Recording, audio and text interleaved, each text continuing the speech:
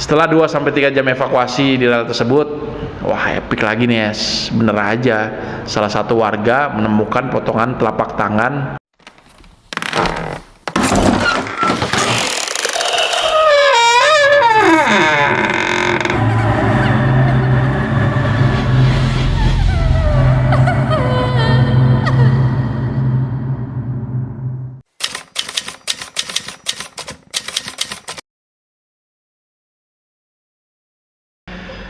Assalamualaikum, soy pagi malam, apa kabar?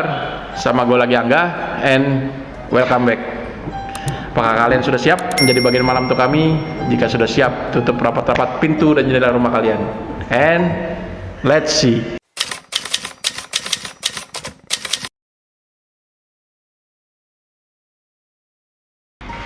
Oke, seperti biasa nih es, ada cerita mistis lagi yang masuk ke bagian malam. Kebetulan cerita ini datang dari teman kerja gua, namanya Bang Julian nih, yang pernah tinggal di kota Sukabumi semasa kecilnya. Jadi pengalaman ini terjadi sekitar 30 tahun lalu lah, kira-kira sekitar tahun 1992 nih es. Jadi saat Bang Julian masih duduk di bangku SMP kelas 1. Wah, lama banget nih es. Kalian pasti udah bisa nebak nih berapa umur Bang Julian ini. Jadi es, Bang Julian ini tinggal di Sukabumi, tepatnya di kotanya es. Jadi ketika duduk di bangku SMP tuh Bang Julian ini punya bestie nih yang bernama Bang Deden. Sering nih mereka berdua nongkrong-nongkrong bareng, main bola bareng juga. Terus kadang-kadang Bang Julian juga suka menginap nih di rumahnya Bang Deden. Begitu juga sebaliknya. Nah, rumahnya Bang Deden itu beda desa lah ya, es sama Bang Julian ini. Jadi Bang Julian tinggal di Sukabumi kotanya, sedangkan Bang Deden tinggal di daerah C. Masih Sukabumi juga sih, tapi letak desanya itu antara Bogor sama Sukabumi. Ketika itu sepulang sekolah siang hari sekitar jam 1-an, Bang Deden ngajak Bang Julian nih main bola di lapangan dekat rumahnya Bang Deden. Jul, ntar sore main bola yuk, jam 3-an lah ke rumah gua. Soalnya mainnya jam 4-an, kata Bang Deden nih ngajak Bang Julian. Wah, boleh tuh. Iya, ntar jam-jam 3-an gua ke rumah lu ya. Udah lama juga nih nggak main bola, jawab Bang Julian seperti itu.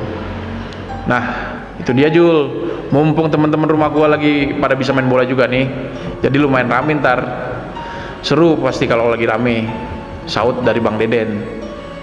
Oke, ntar gua main dah ke rumah lu, jawab singkat dari Bang Julian. Oh ya es, jadi obrolan mereka nih sebenarnya pakai bahasa Sunda. Ya gue translate lah ke bahasa Indonesia biar kalian pada paham dan ngerti. Oke, lanjut ya es. Setelah ngobrol sebentar, pulanglah mereka ke rumah masing-masing. Jadi singkat cerita, ketika jam 3-an berangkat juga nih Bang Julian ke rumahnya Bang Deden. Naik angkot es. Kira-kira jarak tempuhnya itu 15 menitan lah, sehingga sampai ke rumahnya Bang Deden. Di tahun 92-an itu memang masih jarang anak SMP yang bawa motor sendiri kayak zaman sekarang. Kalau sekarang kan udah banyak nih es, anak-anak SMP sering bawa motor sendiri. Setelah sampai di rumah Bang Deden ini, mereka berdua ngobrol-ngobrol dulu. Nah, sampai jam 4-an, sekitar jam 4-an sore ya, barulah mereka berdua menuju ke lapangan sepak bola yang berada di dekat rumahnya Bang Deden. Nah, ketika sampai di lapangan, udah ada 9 orang nih es, yang lagi pemanasan sebelum main bola. Nah, setelah Bang Julian dan Bang Deden ini pakai sepatu bola juga, bergabunglah mereka bersama dengan 9 orang lainnya. Jadi total udah ada 11 orang nih buat main bola. Oh ya es, di salah satu sisi lapangan bola itu es, ada lintasan kereta atau rel kereta gitu yang menghubungkan antara stasiun Bogor menuju stasiun Sukabumi. Tapi ini kereta khusus untuk kereta barang es, bukan kereta penumpang. Karena tahun-tahun segitu belum ada nih kereta penumpang yang dari kota Sukabumi menuju kota Bogor ataupun sebaliknya. Jadi singkat cerita, sekitar jam setengah 5 sore mulailah mereka semua pada main bola. Nah, ketika bermain, bolanya nih out nih di sisi lapangan yang dekat sama rel kereta es. Nah, ketika bola keluar lapangan itu, ternyata bolanya berhenti nih es, tepat di belakang seorang perempuan yang lagi hamil. Kira-kira perempuan tersebut umur 30-an lah. Lalu perempuan tersebut menghampiri Bang Julian es, yang sedang mengambil bola yang sedang out tadi, dan bertanya perempuan tersebut, "Punten dek, mau tanya, stasiun terdekat di sini di mana ya? Tanya perempuan tersebut ke Bang Julian. Wah, masih jauh bu stasiunnya dari sini. Emang ibu mau kemana? Tanya Bang Julian lagi. Mau pulang ke Bogor dek, jawab perempuan itu. Ya sudah dek, nggak apa-apa. Saya nunggu di sini aja kalau gitu, jawab perempuan itu lagi es. Nah, mendengar jawaban aneh seperti itu, Bang Julian pun ya udahlah berlalu aja dari perempuan tersebut. Lagi juga masih anak kelas 1 SMP es, masih cuek aja biasanya. Nah, menurut pengakuan Bang Julian ini, perempuan itu kayak orang-orang kebingungan gitu es. Dan perempuan itu hamilnya juga udah hamil gede es, sekitar 7 atau 8 bulanan. Nah, akhirnya Bang Julian lanjut lagi nih main bola. Dan gak lama kemudian, wah kenceng banget tuh suara motornya. Nah, gak lama kemudian, sekitar 15 menitan lah, ada kereta barang lewat dengan cepat. Dan tiba-tiba terdengar suara kereta ngerem mendadak tepat di sisi lapangan itu es. Nah, orang-orang yang ada di lapangan langsung pada nengok dong ke arah kereta barang tersebut. Seketika itu juga warga sekitar TKP langsung berhamburan nih menghampiri kereta barang tersebut es dengan cepat, dan seorang masinis kereta tadi juga ikut keluar atau turun dari keretanya. Begitu juga Bang Julian dan kawan-kawan yang langsung menuju ke kereta barang itu. Nah, ketika sampai di rel itu, kalian tahu apa yang disaksikan Bang Julian es dan kawan-kawan? Wah, epic nih es. Mereka ternyata menyaksikan perempuan yang tadi ngobrol sama Bang Julian bundir tabrak kereta es. Dan yang lebih mirisnya lagi es, semua anggota tubuhnya perempuan tadi tuh berhamburan kemana-mana es. Nah, dahsyat kan? Mulai dari kepalanya yang putus dari badannya es, kemudian kedua tangannya juga putus dari badannya. Begitu juga kaki-kakinya yang putus dari badannya es. Dan yang lebih mirisnya lagi es, anak yang ada di dalam kandungannya es ikut keluar dari perutnya si perempuan, dan anaknya itu pun meninggal di tempat. Kondisi jasad perempuan itu mengenaskan banget lah pokoknya. Kok gue jadi mual ya ngebayangin ya. Melihat pemandangan seperti itu, Bang Julian dan kawan-kawannya cuma bisa terdiam, terpaku seolah nggak percaya sama apa yang mereka saksikan.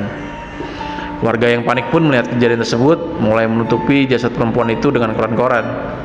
Ada juga sebagian warga yang pergi untuk memberitahu atau melaporkan ke pihak berwajib.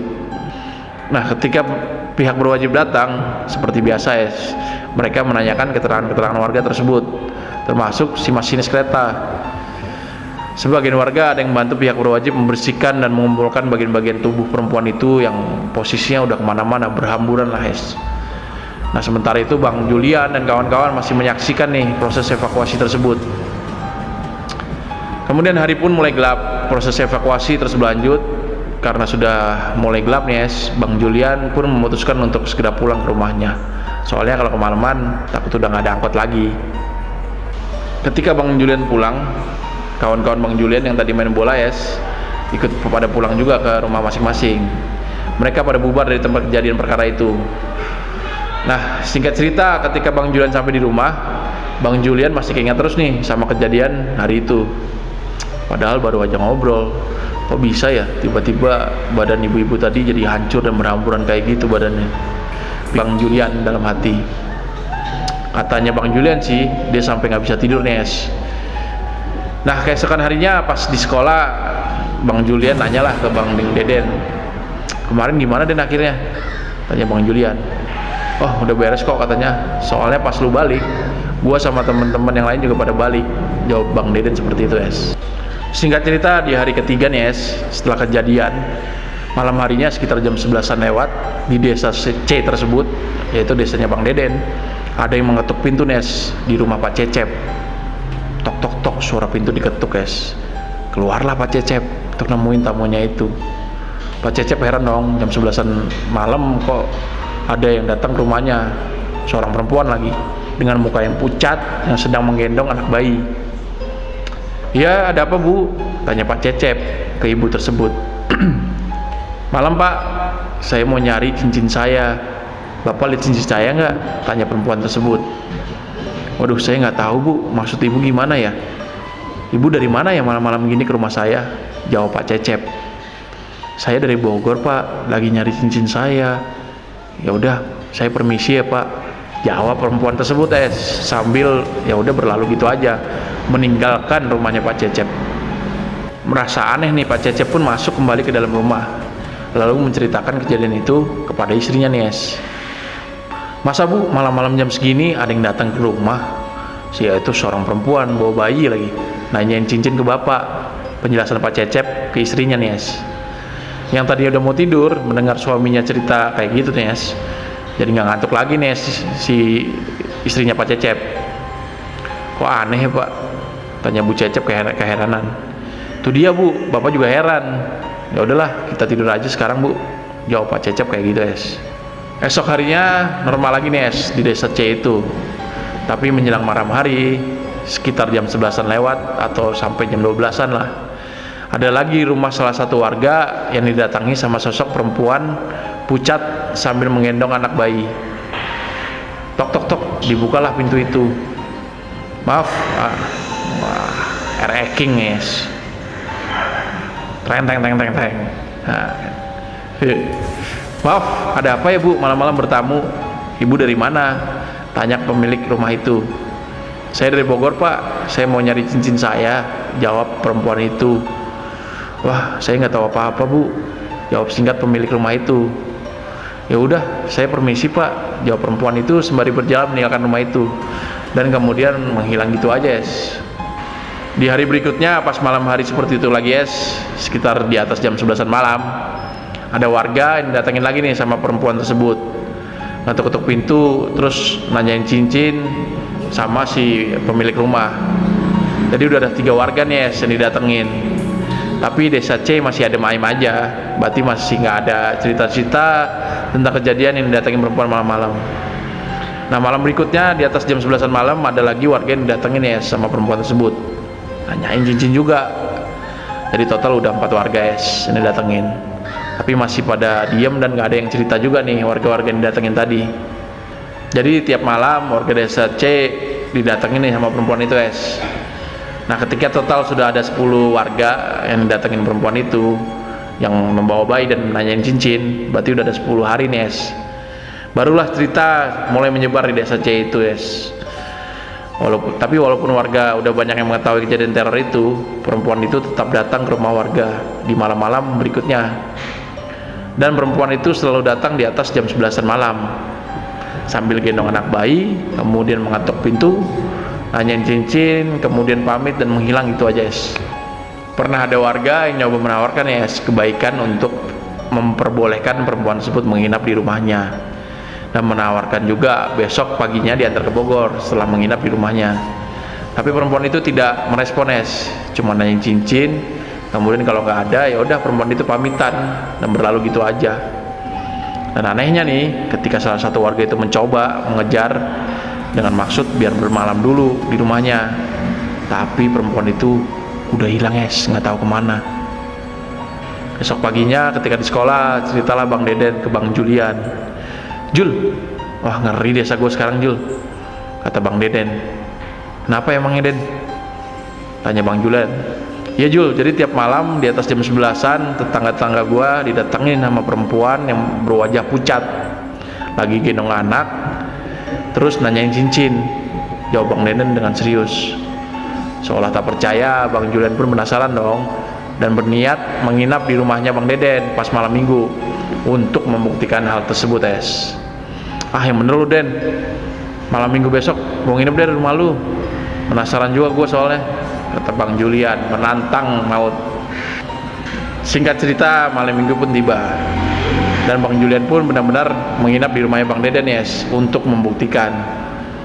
Kemudian menjelang malam, jam-jam 8-an lah, kondisi normal-normal aja nih mereka sedang seru ngobrol-ngobrol. Nah ketika malam udah menunjukkan jam 12 malam lewat, wah epicnya nih pintu rumahnya Bang Deden ada yang mengetuk dong. Mendengar suara ketukan itu pun Bang Deden panik nih Jul, lu denger gak ada yang mengetuk-ngetuk pintu rumah tuh? Tanya Bang Deden. Iya denger, lihat yuk Den, balas Bang Julian. Akhirnya bapaknya Bang Deden membukakan pintu rumahnya dan Bang Deden sama Bang Julian melihat juga. Soalnya posisi mereka berdua tepat di belakang bapaknya Bang Deden. Bener aja yang datang tuh perempuan itu lagi. Menurut kesaksian Bang Julian nih, muka perempuan itu emang pucat, lagi gendong anak bayi, dan menanyakan soal cincin. "Kenapa Bu datang malam-malam gini? Nama Ibu siapa?" tanya bapaknya Bang Deden. "Nama saya Susi, saya dari Bogor. Saya lagi nyari cincin saya," jawab perempuan itu. "Wah, kita nggak tahu apa-apa Bu," jawab bapaknya Bang Deden nih. Tanpa menjawab, perempuan itu lagi-lagi sambil berlalu dari rumahnya Bang Deden dan menghilang. Melihat pemandangan tadi, Bang Julian pun akhirnya percaya nih sama ceritanya Bang Deden tempo hari. "Tuh kan Jul, ada, nggak percayaan sih lu," kata Bang Deden. "Iya ya Den, tapi kok gua kayaknya pernah ketemu Bu Susi tadi. Tapi di mana ya?" pikir Bang Julian. "Apaan sih lu? Orang perempuan itu kalau datang ke rumah warga sini selalu di atas jam 11 malam. Udah itu lu juga baru ini kan ngeliatnya. Udah tidur aja yuk," jawab Bang Deden. Serius Den, gue jadi inget, perempuan itu mirip ibu-ibu yang ada di lapangan waktu itu, yang bundir ditabrak kereta barang, kata Bang Julian meyakinkan Bang Deden. Esok paginya Bang Julian pamit pulang nih dari rumahnya Bang Deden. Mendengar perkataan dari Bang Julian semalam, akhirnya Bang Deden cerita nih ke bapaknya. Lalu bapaknya menyampaikan ke Pak Kepala Desa. Karena udah hampir rata nih semua warga di desa C itu, termasuk rumahnya Pak Kepala Desa juga, didatengin sama perempuan tersebut. Mengetahui keadaan desa C itu sudah nggak kondusif dengan teror yang didatangi perempuan tersebut, akhirnya Pak Kepala Desa bersama jajarannya berinisiatif untuk mengumpulkan warga desa C di balai warga untuk membahas masalah teror ini pada esok paginya. Nah, singkat cerita, Pak Kades memberitahu kepada warga nih agar barang siapa yang menemukan cincin yang dimaksud untuk segera dikembalikan saja. Dan juga setelah pertemuan ini, kita coba ke lokasi rel kereta yang ada di sebelah lapangan. Nah, akhirnya para warga pun coba menelusuri lagi rel kereta tersebut. Setelah 2-3 jam evakuasi di rel tersebut, wah epic lagi nih bener aja, salah satu warga menemukan potongan telapak tangan atau jari yang udah nggak ada atau nggak menggunakan cincin. Nah, dari penemuan itu, laporlah warga ke pihak yang berwajib. Setelah itu Pak Kades lagi-lagi membuat pengumuman ke seluruh warga agar mengembalikan cincin yang dicari sosok perempuan malam-malam itu. Mungkin karena beritanya sudah tersebar nih sampai ke desa seberang. Sehari setelah pengumuman, ditemukanlah potongan jari tersebut.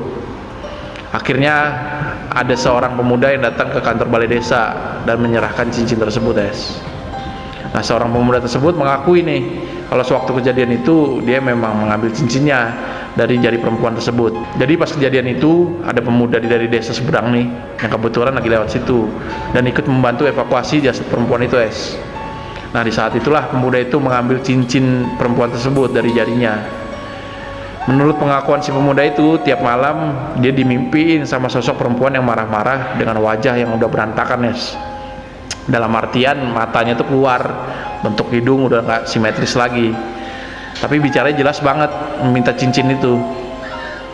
Nah, setelah cincin itu ditemukan lalu dikuburkan bersama jarinya yang kemarin ditemukan. Anehnya nih, semenjak ditemukan jari dan cincinnya itu, perempuan yang mengaku bernama Bu Susi itu udah nggak datang lagi malam-malam ke rumah warga yang ada di desa C tersebut. Singkat ceritanya lagi, malam-malam berikutnya di desa C itu udah kembali normal seperti biasanya Udah nggak ada lagi teror dari perempuan yang datang sambil bawa bayi kemudian menanyakan cincin. Iya sih menurut sotoynya gua nih, kalau emang barang atau apapun itu bukan milik kita, ya jangan ngambil sembarang lah. Ini mengambil barang yang bukan haknya itu banyak ruginya Oke sekian dulu cerita dari kita. Terima kasih banyak buat Bang Julian yang udah mau berbagi pengalamannya ke bagian malam.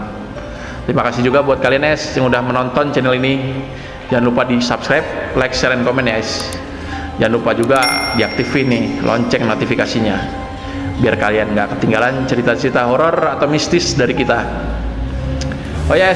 Buat kalian yang punya pengalaman horor atau mistis yang mau diceritakan ke bagian malam, bisa DM kita di bagian malam.